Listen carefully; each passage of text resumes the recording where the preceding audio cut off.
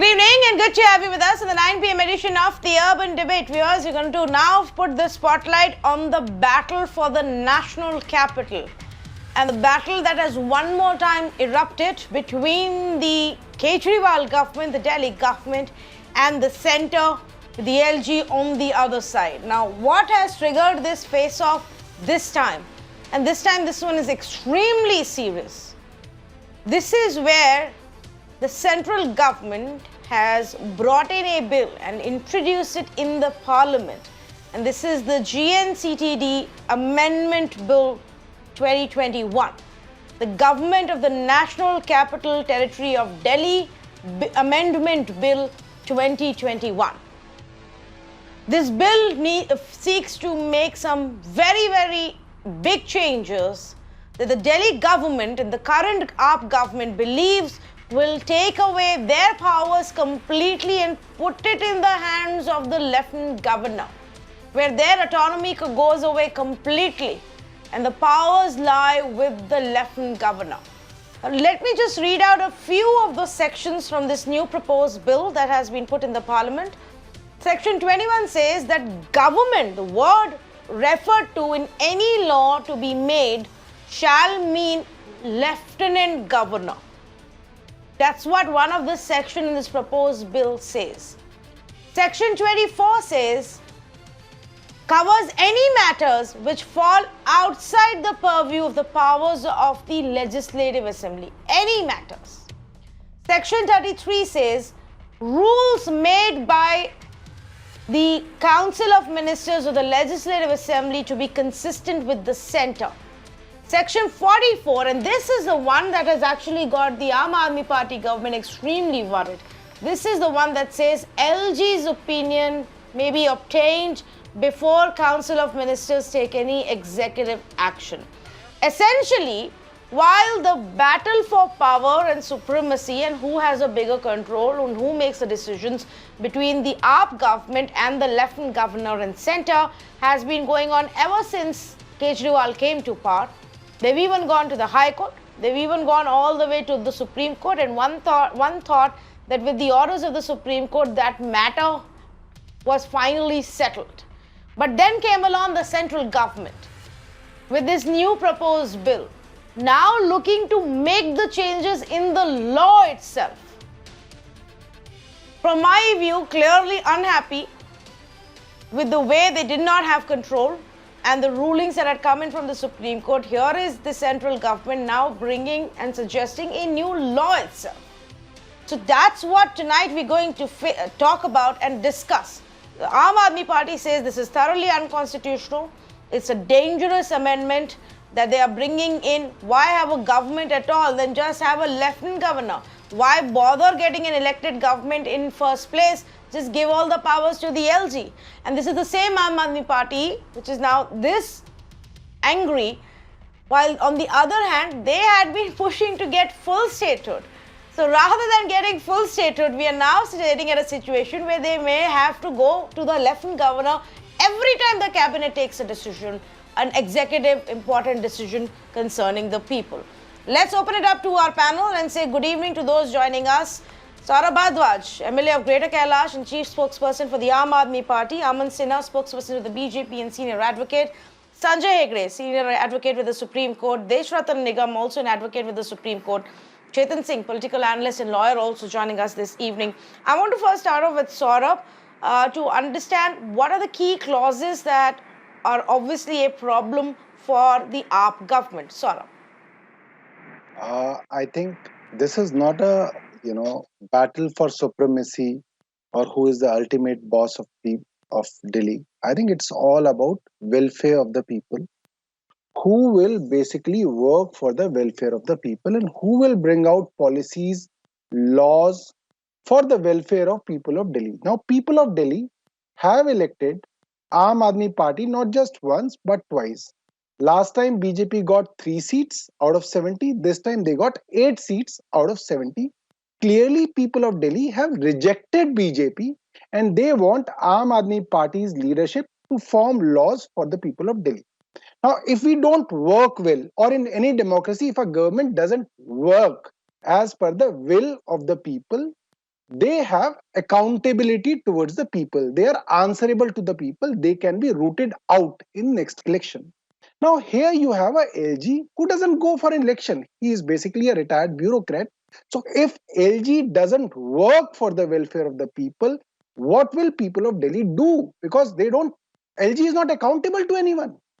So this is a problem, that each and every decision will be stalled by the lieutenant governor. Like you have seen, last time the CCTV cameras couldn't be installed in Delhi for 2 years because the lieutenant governor thought that this will basically hamper the privacy of the people, and only after the Supreme Court judgment came in, we could install CCTV cameras. The same happened for the Mohalla clinic. So the problem is that the LG is basically a politically nominated person who is nominated by the party which has lost elections. So obviously, they have a grudge against the ruling party, and they will not let the ruling party or the government do anything. It's not about power, it's not about supremacy, it's about stalling the work of the government through LG. This is the problem.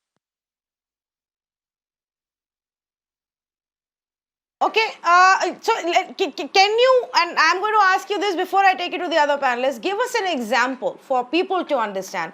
When you say that this will obviously impact the welfare of the citizens, give us an example where you fear that things can get problematic. Yeah. I'll give you an example. For example, we said in our manifesto that we will install CCTV cameras at every corner of Delhi. Now, BJP was against it, and the LG, Mr. Anil Baijal, said that no, you cannot install CCTV cameras because it hampers the privacy of the citizens. So he sat on that decision for 2 years. Now, people are asking us, the MLAs and the government, why don't we have CCTV cameras? And we are telling because LG is sitting over it. But people say, we don't care about LG. We have voted you to the power. We want you to install CCTV cameras. Similarly, when it was about Mohalla clinics, the LG kept on sitting on the file of the Mohalla clinic. He did not let the government of Delhi create Mohalla clinics. So it causes problems for an elected government because LG is not there to give opinion. LG is there to just solve everything which is popular and which people of Delhi want. No, but these things were already happening. These hurdles you were already facing. What changes now if the new bill comes into action? Obviously, now tomorrow, if Delhi government wants to bring up a new curriculum, which is, let's say, a Desh Bhakti curriculum, and the LG, who is basically nominated by BJP, he will feel that, if they come up with this, BJP loses politically. So he'll sit over it, he will create some objections, and he'll not let Delhi government execute its will. This is a problem. Okay. Okay. Let me take it across to Aman Sinha, and I'm trying to understand now, Aman, the intent behind this bill. Why is it required? There was a disagreement for years together. The Supreme Court settled it, saying, well, this is under you. This is under you. For this, you need to go to the LG. For this, you don't need to go to the LG. Now, why are we complicating things again? Tanvi, that's a very pertinent question. Please allow me some time to respond to it properly. Now, the constitutional scheme is very clear. Delhi is a union territory under Article 239AA of the Constitution. Now, I was listening very carefully to all the points which were being made by the Aam Aadmi Party representative. Unfortunately, there was not a single cogent legal point.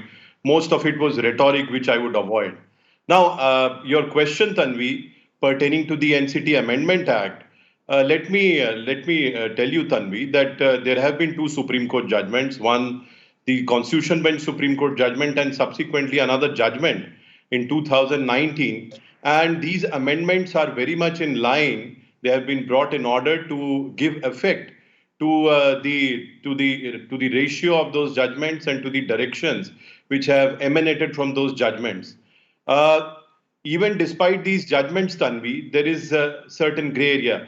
For instance, despite these judgments, the question of services as to who would have effective control over services, especially Joint Secretary and below. Joint Secretary and above was clearly and squarely within the domain of the union government or MHA. And below that, there was some ambiguity. There was, in fact, split decision on that account, and it has been referred to larger bench. That apart, Tanvi, what has happened is that although the NCT Act Section 44 prescribes about the conduct of business, but it really does not specify and structure any rules there under for time-bound implementation of such orders. Now, I would not like to go into several instances, but let me tell you what has been happening is that except for a few chosen subjects like law and order, policing, and land, etc., the Aam Aadmi Party government in Delhi has not even been keeping LG in loop. The decisions are implemented, and after implementation, just like everybody receives some information, the LG is also receiving that information. That is clearly in absolute contravention to the constitutional scheme. The LG is the principal administrator of Union Territory of Delhi. The chapter itself of Constitution starts by saying that this pertains to Union Territories. And therefore, there is no ambiguity. This particular amendment bill has been brought in order to give much more clarity and remove ambiguity, which still remains despite the Supreme Court judgments, and it will allow our government of NCT of Delhi and people of Delhi, government of NCT of Delhi also to function smoothly, and all the interests of people of Delhi are certainly going to be looked after if the state government and the central government, the government of NCT of Delhi, so to speak, work in a coherent manner and work for the best interests of Delhi, not merely fighting over populist policies, which my friend from the Aam Aadmi Party is trying to demonstrate. No, but if you're saying that already the government was acting in contravention to the constitution, then they are already going against the constitution and breaking the law any which ways. Now, how is a new law going to help there?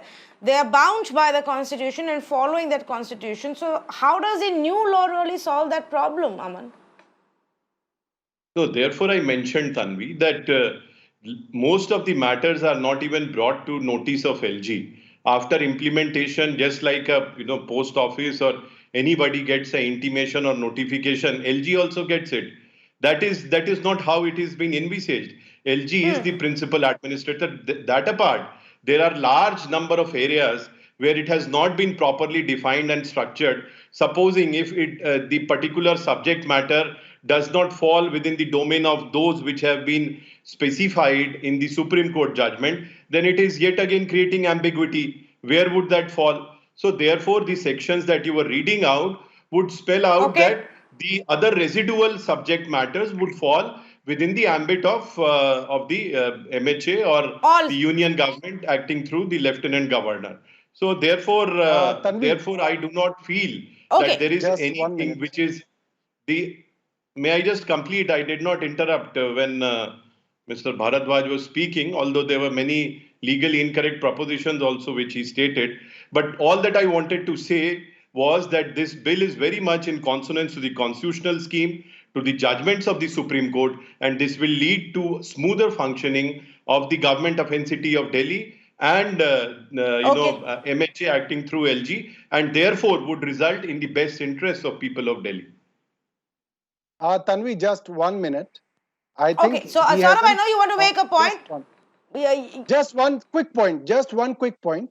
I don't think he has read even the Supreme Court's constitutional bench judgment. I do not need your certificate, Mr. Bharadwaj. Let me just first go and read ABCD. I do not think you have read Supreme Court judgment. I do not think you have read NCT Amendment Act. I am not here to indulge in any personal duel with you. Who are you to give certificates? No, who is this person? Okay. So what I'll do is there is a simpler way of addressing this disagreement, and that is to go to our legal experts. Saurabh Bharadwaj and Aman Sinha, calm down. There is a simpler way of addressing this, which is allow me to go to our legal experts.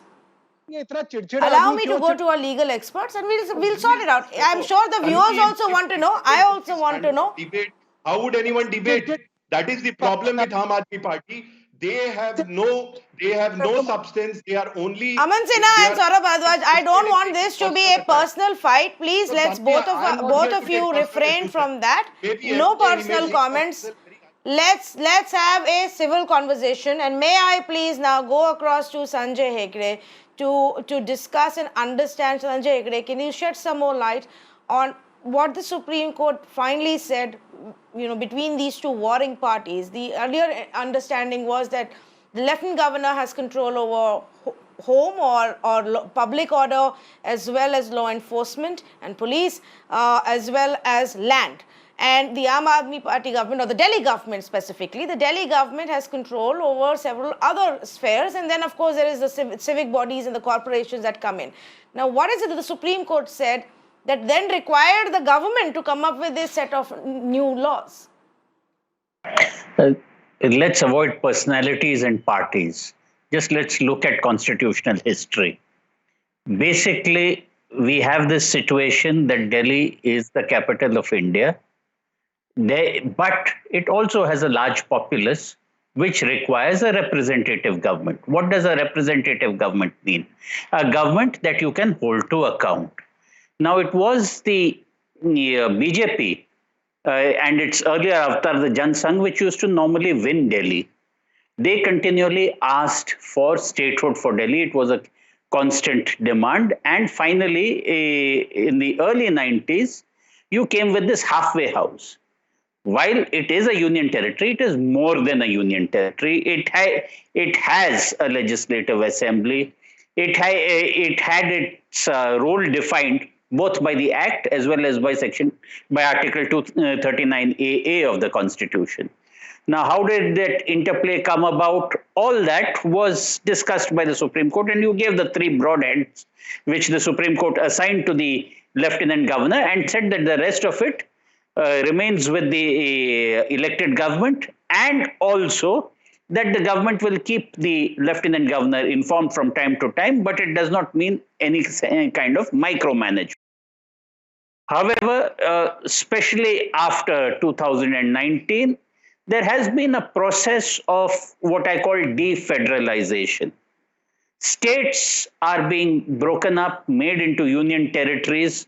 It has happened with Kashmir. And Delhi, which anyway was not a state, is now being sought to be even deprived of any kind of effective representative government. We will be governed totally by the Lieutenant Governor. Why do we need to spend money on elections or have all these MLAs prancing about doing nothing effective? That is the question. You must realize that Delhi has a population of 2 crores, which is 20 million people.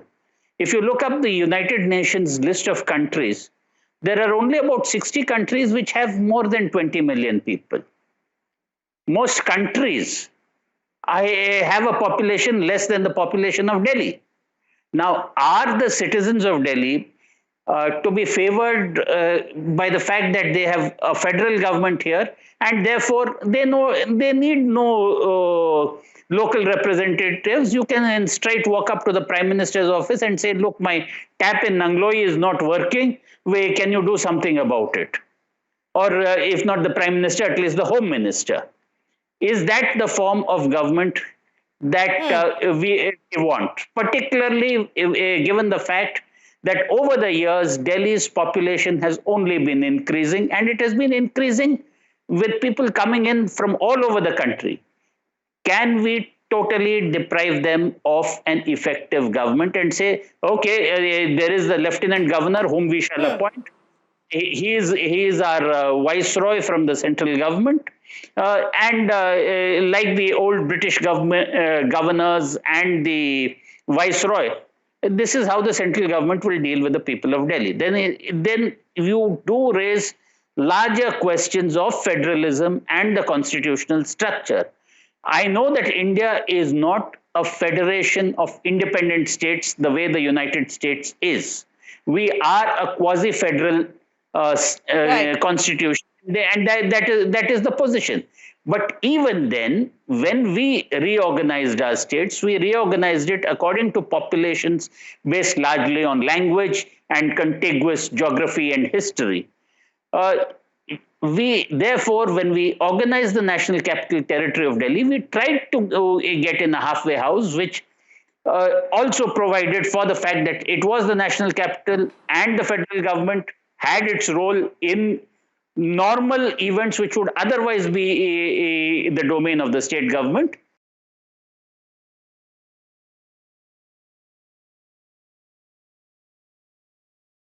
City, we don't to have any MLAs whatsoever. I think the correct way would be to abolish the that is where I also want to make the distinction. Yes, Mr. Hegde, that's exactly the point where I also wanted to make the distinction. If I may just take that up and take it to Desh Ratan Nigam as well. Mr. Nigam, one can understand when you say that, okay, some parts of the national capital and what happens there needs to also be in the control of the center or a lieutenant governor, in that manner, because it's not just the state government. This is the national capital of our country. There's also the central government that's housed there and several other important institutions that are housed there, which is why if you say law and order, public order and police force goes under the lieutenant governor and the central government, I understand. Why do the welfare schemes or plans for the citizens of the national capital, why does that have to depend on a lieutenant governor's approval? There is an elected government to do that very thing. Tanvi, one thing is very clear. Let me confine myself to legal arguments rather than politics. I heard Sanjay's argument, which were 80% political and just about 10 to 15% legal. So I'll not get into the politics of it. But you recall 2018 judgment of the Supreme Court laid down the broader principles of law and referred the matter to two-judge bench of the Supreme Court to look into specific issues, and they passed an order. And one matter of services, who control the services, has been referred to a three-judge bench, which is still pending. And therefore, if you look at the total, reading all the two judgments, they have upheld the powers under Article 239, capital A, double A, and Clause 4, where the LG has a power to reserve a matter for the opinion of the President. And however, there is an ambiguity which has been left out there, which is to be referred and what is not to be referred. That ambiguity is trying to be clarified by this particular order. Although the Supreme Court has said the LG cannot reserve anything and everything in a mechanical manner, and it has to be done with a complete application of mind and in exceptional circumstances. And therefore, once that aspect is there and that ambiguity has to be clarified, since Delhi is unique, it is both a capital and partly a union territory, therefore it is known as Government of National Capital Territory of Delhi, not state. One has to keep that in mind. And once that happens, then clarification comes. See, here the role of the governor, lieutenant governor, is not merely a titular head. Please remember, he's got a lot of administrative powers under the Act of 1991. And once he gets into that, he is not to obstruct any functioning of the, in theory I'm talking about, the functioning of the Delhi government. So he has to take judicious decisions on merit and on complete application of mind. And therefore, you have to trust. However, if there is some kind of illegality being committed by the lieutenant governor, the doors of the Supreme Court are always open. That is why I'm saying that is what the purpose of judicial review is there with the Supreme Court or the Delhi High Court, since they are constitutional courts. And those clarifications are absolutely necessary to be needed. And even, yes, the discussion has to take place in the parliament, and that after discussion, something may be deleted, something may be edited, and something maybe the subjects are also added, which is to be considered and which is not to be considered. So I think I'll still wait, but certain ambiguities needed to be clarified, and therefore this scheme of things have come. If we are looking for clarifications on the ambiguities, Mr. Desh Ratan Nigam, we go back to the Supreme Court. We don't come up with a new law that the Parliament passes, leaving everything on the side. I'll answer that. You don't have to go to the Supreme Court. Parliament is supreme for legislative functions. Supreme Court has a power to strike it down or to uphold it. You are saying there are ambiguities in what the Supreme Court is saying and has said in its order, and to deal with those ambiguities in a Supreme Court order, we have decided that the Parliament will create a law that is circumventing the judicial order. And then he's saying now you go to Supreme Court. Shah Bano can be turned absolutely in the opposite direction by the Parliament And Supreme Court never said that Parliament does not have the law to legislate. They have the law. They can even set aside the orders of the judgments of the Supreme That Court. was equally Parliament bad has that politics power. at play, Mr. Nigam. I'm sure you will agree. Yeah, I'm talking about law here. Please do not mix up politics and law out here. I am saying Supreme Court's judgments can be overturned by the Parliament by making a new law. And therefore, Parliament is fully competent to make a law on this subject. Yes, Supreme Court has a power under judicial review to set it aside or to uphold. So at this stage, somebody comes out, well, they can have their opinion. Aam Aadmi Party says it is unconstitutional, undemocratic. It can be just merely an opinion.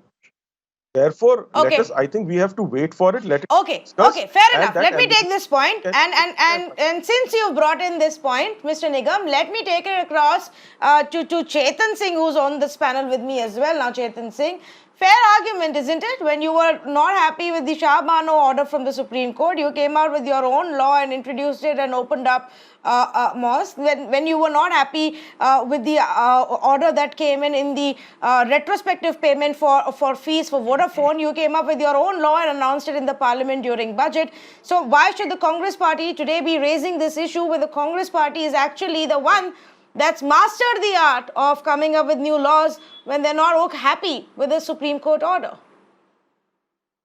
Correct. So, Tanvi, first we need to understand the intent of these law. The intent of this particular law seems to be to curtail the power of the elected government. It seems it's absolutely unconstitutional and undemocratic.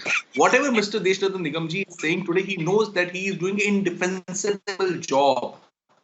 So therefore, he is coming up with his own kind of interpretation. I think that is not going to serve the purpose out here. However, Mr. Sanjay has made it very much clear. He has categorically explained the purpose and how the entire process has taken to this level. Now, when it comes down to the Supreme Court, the Supreme Court apex court is what we always look upon it. So what Supreme Court has said, specifically the constitutional bench, because this is a constitutional subject matter. The Constitution is very much clear that the files of it would not going to go down to the governor. It is only the order which is going to go down to him. So therefore, his daily intervention in the subject matter of the state government, of the particular government for the welfare of the people is not required. As in when if it's feel like, see, we have a beautiful structure. The Constitution has given us a beautiful structure and they have very well thought. And if you are trying to challenge the people who made the Constitution back in 1947, so I think we are here trying to do injustice. They have thought about it, what all challenges, what all debates are going to come up in the near future. Keeping all these things in consideration, they have made this law. And now you see what exactly is happening. So, I mean, the purpose, politically, yes, because politics is one such subject we cannot, at any given point of time, cannot be separate from the legal subject matters. We have seen the popularity of the Delhi government. So in order to, and we have seen the recent elections which has taken place, BJP has got what? 0. They've got 0 is the score which they scored at this given point of time. So keeping all of these things in consideration, they are coming up with these kind of a heavy interpretation which Mr. Deshnandan Nigamji or Aman Senaji is trying to do out. Yeah. We have previously, this is not the, see, like, these kind of attempts have not been made for the first time. Previously also we have seen what kind of attempts, what kind of steps has been taken up by the current legislative power in order to suppress them. So what happens like in this matters, it is not only the working or the daily functioning or the intent of the state elected government, it is also the intent to cage the legislator which has been elected by the state, by the people of the country. So at this given point of time, it seems to be, something bijare. And I'm sure this is not going to withstand. Mr. Sinha knows it very well that this is not going to pass through the constitutional way. And this is not going to get passed. It is just an attempt which they are trying to make. Okay. That when it reaches there, when it reaches the court, we will figure what happens. Before that, it has to go through the parliament. But let me pick up a couple of points from this. And like you said, this is not the first time it has happened. Often in the past, when governments have not been happy with decisions that have come from court, they've taken the parliamentary route of bringing in laws, which of course is their right. They have the power to bring in the laws, and once it passes through the parliament, well, that's that. The parliament also represents MPs who've been elected by the people. But let me just take a step back and put it in perspective for our viewers of what it is that we are talking about here. This is the situation where the current AAP government, which is in its second term, has been in a constant deadlock and face-off with the Lieutenant Governor and the central government, which is also in its second term. Now, the Lieutenant Governor has changed, but the situation hasn't changed. From disagreements over appointment of bureaucrats to powers of the ACB, to like Saurabh Bharadwaj was giving us examples, multiple of Aam Aadmi Party schemes, government schemes that got held up, to files going back and forth and getting delayed, and then a battle of words repeatedly. From 2015, we've actually seen it year after year. Then came a Supreme Court order that we hoped would settle this matter. Now, Saurabh Bharadwaj, the allegation from the BJP side is that while, yes, the court says that you don't have to go to everything to the Lieutenant Governor in special circumstances and you keep him abreast, you're not telling him anything at all. And that's the problem. You're not informing the Lieutenant Governor of any of the work or the decisions that you're taking. Okay. Tanvi, firstly, you briefed very well. Look, we formed our government in February 2015 with 67 out of 70. From 2015 February till the Supreme Court judgment in July 2018, that is almost more than 3.5 years out of 5 years of the elected government. That means almost more than 80%, almost 75 to 80% of our time period of 5 years, they did not let us work. And we kept on saying that what we are saying is the right thing. The BJP's interpretation of constitution is wrong. It is against the people of Delhi. And at last, the constitutional bench of Supreme Court said that whatever we were saying was right, whatever LG was doing was wrong, and they said that our interpretation was right. And what they said about the LG is this: the Lieutenant Governor has not been entrusted with any independent decision-making power.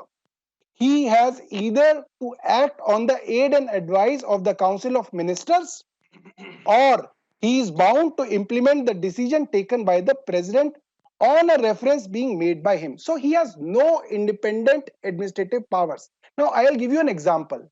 There is a colonel, and then below colonel, there is a lieutenant colonel. There is a general. Below general, there is a lieutenant general. You cannot have a governor, and below him, there is a lieutenant governor, and lieutenant governor has got powers which are more than a governor.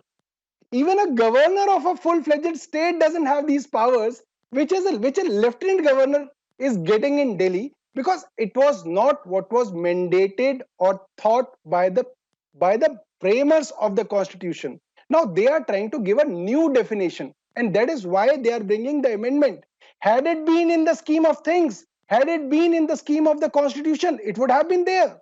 That's why they are bringing a new amendment, and they know it that it will not stand the scrutiny of Supreme Court. They know it very well, because I know that they understand the basic law. But why they are doing it? Because they know that when we challenge it in the Supreme Court, it will take its own sweet time of 3 to 4 years. By the 4 years, we will waste our 80% of our tenure, and they will get a chance to tell that, look, they couldn't do much. Look, they couldn't do much, but they don't understand. Politics is not governed by what they are telling in the television studios today. Politics is governed by what I am telling. They can say that we don't want to talk politics, we just want to talk about law. But they know it in their heart that they are politicians. And 90% of the times they talk about politics, they talk about the people, they talk about the democracy. And today they are saying, oh, no, we will not talk about politics. It is an untouchable subject on Mirror Now today. But they know, because they cannot talk about democracy, because they cannot face it. They will just try to complicate things under the legal jargon. But all so let me take it across, Saurabh. Let me take it across to the BJP. Many politicians today and political party spokespersons are also lawyers, and so is Aman Sinha. But Aman Sinha, respond to the political point that is now being made by the Aam Aadmi Party. Tanvi, I do not really understand what is the point which is sought to be made. He says that they were not allowed to work. Then at the same time, they are, spending thousands and thousands of crores of public money, saying that they have done some remarkable work. Look at the self-contradictory, self-defeatist arguments. And, the gentleman sitting here is smiling as if he is the most clever person in the world and nobody else knows. Now, these are the kind of antics and semantics by which Aam Aadmi Party plays, and they think that just making some personal allegation, castigating somebody, they will get away with it. Now, this is a legal constitutional scheme. They do. I mean, they have traveled to 1947 and framers of the constitution, not knowing that this was not a part of the original constitutional scheme at all. And you are just sitting and smiling here, thinking that you are the most intelligent man without knowing where it has come from. And that apart, Tanvi, Answer the let me say question. that Answer what the does this? question. No, please, Mister, I did not interrupt you, although you made absolutely incorrect legal point, factually incorrect points. I am not attributing any personal allegations to you. But please allow me to complete and set the legal factual position straight, because on a responsible channel like Mirror now, this misleading interpretation cannot go on. Now, Tanvi, that apart, look at the amendment. Tell me one subject which has been added or which has been separately, incorporated in these amendment bills from whatever has emanated out of the Supreme Court judgments. Not a single subject, and all the disputes, all the altercations which were happening, Tanvi, which you were pointing out, were because these were not properly defined. All that this bill does is properly define those subject matters, those subject domains, and make a time-bound implementation program under the rules for implementation of those subject matters and decisions to be taken under that. What is the difficulty with that? This is something which is in absolute interest of people of Delhi. And therefore, this has been done in order to remove the ambiguity, in order to remove such, running disputes and, these problems which are happening for past 2-3 years or maybe even longer time. And therefore, I think it's a welcome move. And all the political arguments are completely self-defeatist, because on one hand they say that we were stopped from working by LG, by this, that, everybody, and then they go on and advertise that we have done a lot of historical, remarkable work. So what is this self-contradictory, rhetoric? I do not understand. Let me tell him. Let me tell him. What is that this they did not self-contradictory let us rhetoric, go. Saurabh? Please do not tell me. You please tell Tanvi. She is anchoring it. I'm not. Your views are not even worthy of response. So therefore, don't tell me. You are not going to educate me. First, you educate. Okay, Aman. No personal comments. Come on. We can all be nice and civil to each other. Saurabh Bharadwaj can tell me and the viewers of Mirror now, what is it, Saurabh? Are you allowed to work or are you not allowed to work? Look, 1 minute, Aman. Let him make his point. Yeah, come on. They are the ones who are coming from the Chor Darwaza and stealing away our powers. I am the one who is smiling, and he is the one who is irritated. Favorite act and favorite word. What is this? You cannot have a civilized debate, mister. You are a MLA. You are a responsible elected MLA of a legislature assembly. 3 times. Do you not feel ashamed by using such words? Yeah, 3 times this might be your elected. favorite work and favorite word also. Yes. So they are trying to steal away the power. Sit here and abusing everybody. They are trying to steal away power. If you have some which was given to us by the people of Delhi. Before people of the country. Put it before people of Delhi. Do not start abusing everybody. Okay. Gentlemen, may I please, Aman, you have been on far too many debates of mine to know that we just listen to each other. Let him finish his point now, please. Let him finish his point. I can't hear Saurabh Bharadwaj at all. I don't know what he is saying. Why is he using such a language? And Tanvi, why are you allowing him to use such language? Is this debate meant for personal abuses? I don't know what language he's using. You're not allowing me to listen to him.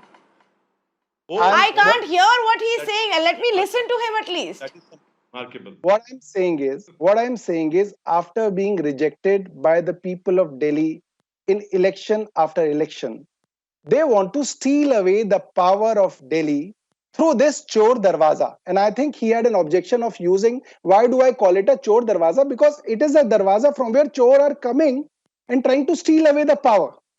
Now let me tell him that for 3.5 years, their LG did not let us work.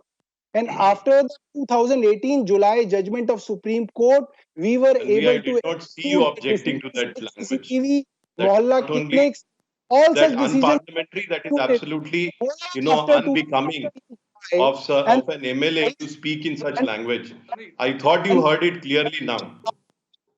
Now now he's going people on repeating the same thing, and you are allowing a Yeah, free Chor run. Darwaza, I heard it. Not He said clear. there is an attempt to steal the power via Chor Darwaza.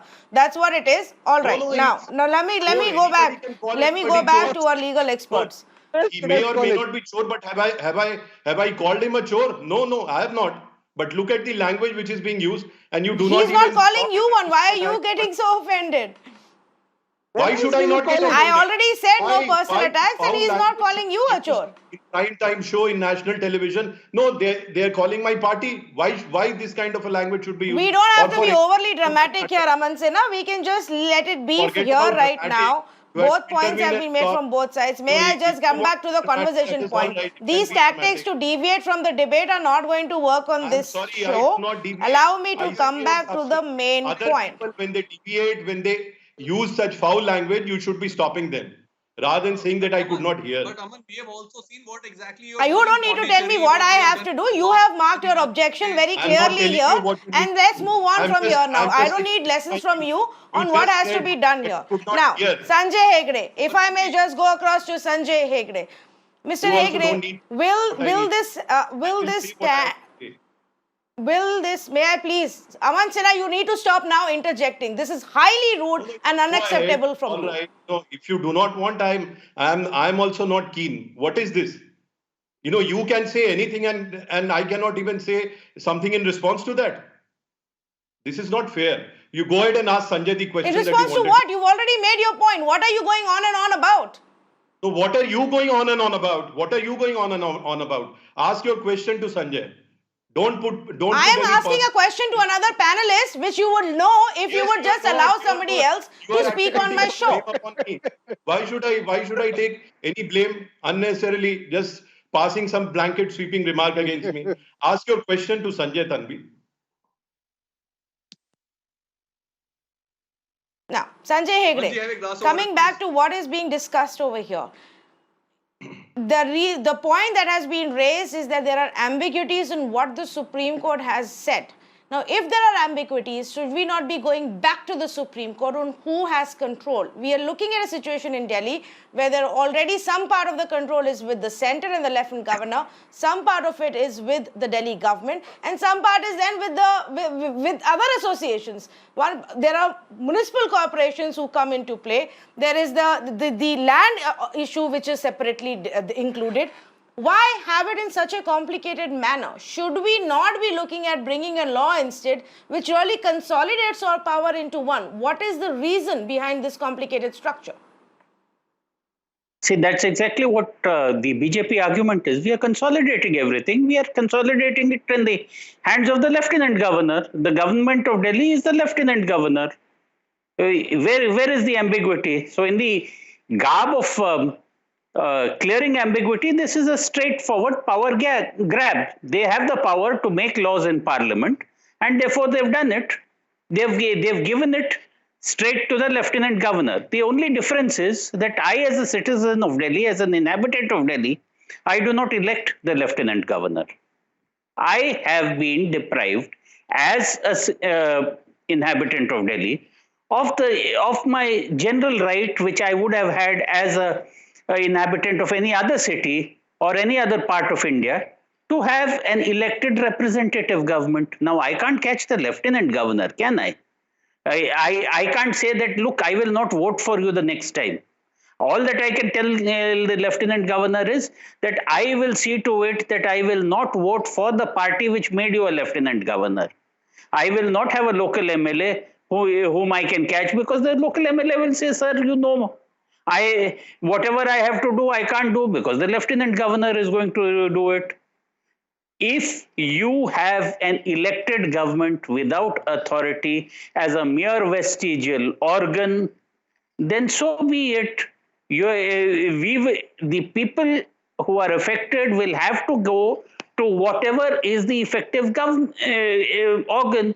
So it will have to be the lieutenant governor, or it will have to be directly the central government. Why should we then deal with any elected government in Delhi?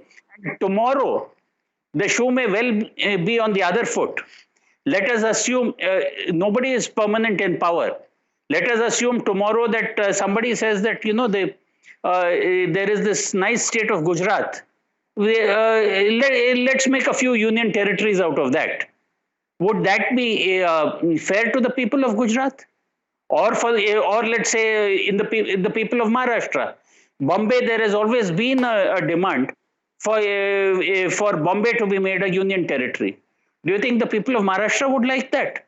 But if this particular trend goes on, that we can make any state into a union territory, we can make any part of the state a union territory, and then we can define the union territory in such a way that it is totally subservient to us. Forget elections, forget representative government. We will be dealing with governors and lieutenant governors.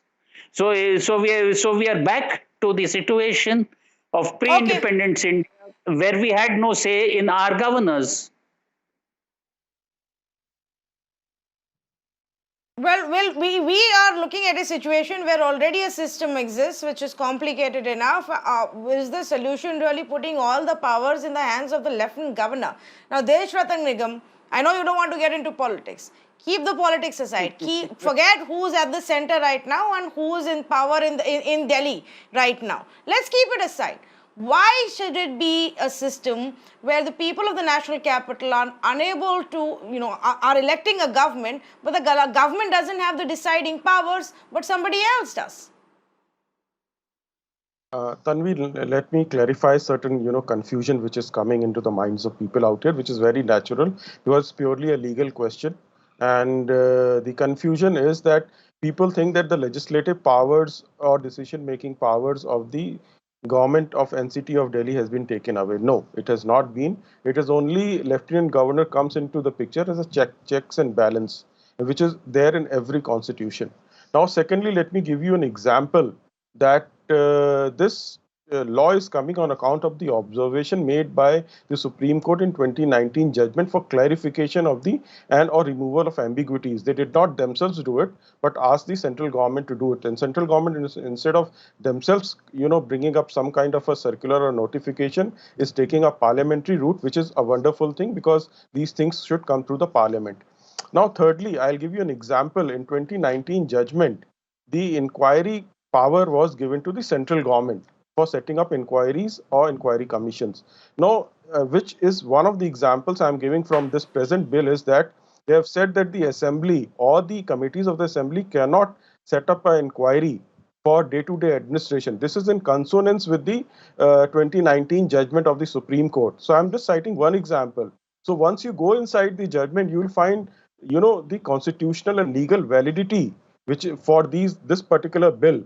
So it has to be legal. The question has to be answered legally and constitutionally rather than politically at this stage because of the unique, extraordinary nature of the capital in that we have. And Delhi belongs to the entire India, not only on the Aam Aadmi Party. Otherwise, they have been saying, let me bring a little bit of politics here, where they said the outsiders come and utilize Delhi hospitals and the central government hospitals in Delhi and get themselves treated here. And they should not be done. I remember Mr. Kejriwal making such kind of a statement. So those kind of things have to be avoided out here. And everything is following through these judgments only. And certainly the parliament is the best place to enact such a law rather than coming. No, so tell me this. I am now reading what the 2018 judgment said. Okay, help us understand this, Mr. Nigam. I'm reading now from the 2018 judgment in this case, where the Supreme Court held that the Lieutenant General of the Delhi has to act as per the aid and advice of the Council of Ministers of the Delhi government, except in the matters of land, police and public order. It held that the LG cannot interfere in each and every decision of the Delhi government, although decisions of the Delhi government have to be communicated to the Lieutenant Governor.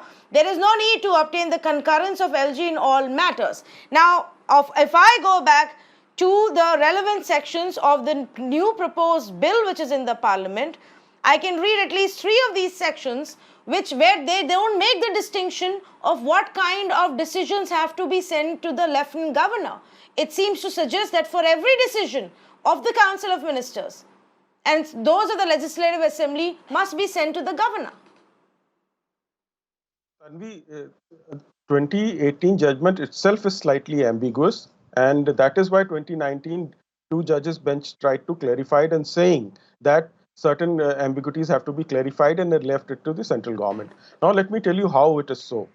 Article 239 double capital A and clause 4 gives power to the LG to reserve any matter for the opinion of the president, and it has upheld that power, but it does not say which matters have to be reserved, which the LG can do it. So that ambiguity will now be clarified, and that would be in view of the constitutional bench judgment. The Supreme Court can always, judicially review the constitutionality and the wires of the present bill if it is passed into an act of the parliament. Okay, I am completely out of time, but I would again reiterate that if there are ambiguities on what the Supreme Court order really says, then we go back to the Supreme Court rather than creating a law which then has a blanket rule on what the system needs to be and diminishes the power of an elected government of the national capital and puts it in the hand of a post like a lieutenant governor. I genuinely believe that in a country like ours, while there has to be accountability of the elected governments, the system of having lieutenant governors and governors is not really the way to go forward. And here is a situation where we're actually looking to give more powers to the lieutenant governor than to an elected government, a government elected by the people. While the Delhi government and the Aam Aadmi Party may want to fight this politically, legally speaking, and that's up to them. But there is definitely merit in asking this question. Is this the BJP's way of having some kind of control over the national capital? Is this a sign that they are truly nervous of the kind of work that the Delhi AAP government seems to be doing well in its second term? Is that why they're looking at this route? If there are ambiguities in the Supreme Court verdict, go back to the Supreme Court, file for a review, file for additional petitions to seeking clarity on what the Supreme Court really meant. But to bring about a new law altogether sends a very, very dangerous message. It sends a message that you want to control this more than having people and their elected government have a control on the decisions, the policies, the welfare schemes that may be announced. It remains to be seen whether this bill actually passes through the parliament and what happens next. Thank you so much for joining us on this conversation.